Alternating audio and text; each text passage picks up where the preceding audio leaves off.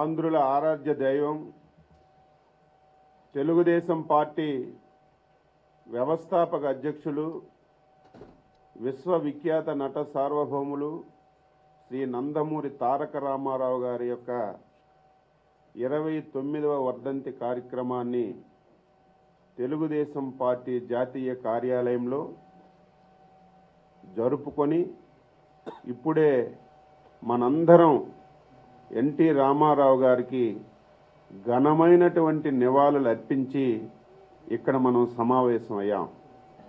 ఈ సమావేశానికి అధ్యక్షులు పెద్దలు పొలిట్ బ్యూరో సభ్యులు శ్రీ వర్ల రామయ్య గారు, వేదిక పైన ఉన్నటువంటి గౌరవ శాసన మండలి సభ్యులు, కార్పొరేషన్ అధ్యక్షులు, తెలుగుదేశం పార్టీ సీనియర్ నాయకులు, ఈ కార్యక్రమంలో పాల్గొన్నటువంటి ఎన్టీఆర్ అభిమానులు, తెలుగుదేశం పార్టీ నాయకులందరికీ పేరు పేరున హృదయపూర్వకంగా నమస్కారాలు తెలియజేస్తున్నాను.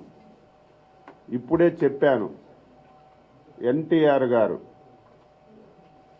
ఒక సామాన్యమైనటువంటి కుటుంబంలో పుట్టి అంచెలంచెలుగా ఎదిగి సినీ రంగంలో ప్రవేశం చేసి సినీ రంగంలో మకుటము లేనటువంటి మహారాజుగా వెలిగినటువంటి వ్యక్తి శ్రీ ఎన్టీ రామారావు గారని మనందరం కూడా ఒక్కసారి గుర్తు చేసుకోవాలని చెప్పి మీ అందరికీ తెలియజేస్తున్నాను.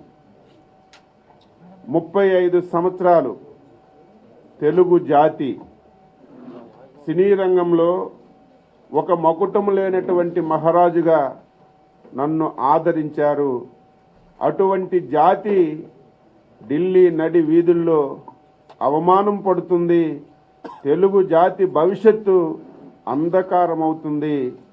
ఇటువంటి పరిస్థితిలో నన్ను ఆదరించినటువంటి తెలుగు జాతికి, తెలుగు ప్రజలకి నా వంతుగా నేను అండగా ఉండాలని ఒక సహృదయంతో 1982వ సంవత్సరంలో తెలుగుదేశం పార్టీని ప్రవేశపెట్టిన వ్యక్తి ఎన్టీ రామారావు గారని గర్వంగా ఈరోజు చెప్పదలిచారు.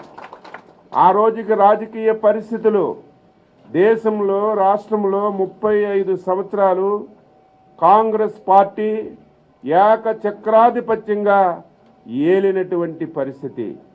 దీనితో పాటుగా రాజకీయాలంటే కొన్ని వర్గాలకే, కొంతమంది వ్యక్తులకే పరిమితమైనటువంటి పరిస్థితిలో పార్టీ పెట్టి 9 మాసాల్లో కుటుంబ సభ్యుల్ని విడిచిపెట్టి, కుమారులు పెళ్ళున్నా సరే పెళ్లికి కూడా హాజరు కాకుండా 9 మాసాల్లో రాష్ట్రం అంతా సుడిగాల పర్యటన చేసి ఈరోజు అధికారాన్ని తీసుకొచ్చినటువంటి ఏకైక నాయకుడు, మహానుభావుడు మన ఎన్టీ రామారావు గారిని గర్వంగా చెప్పదలిచాను.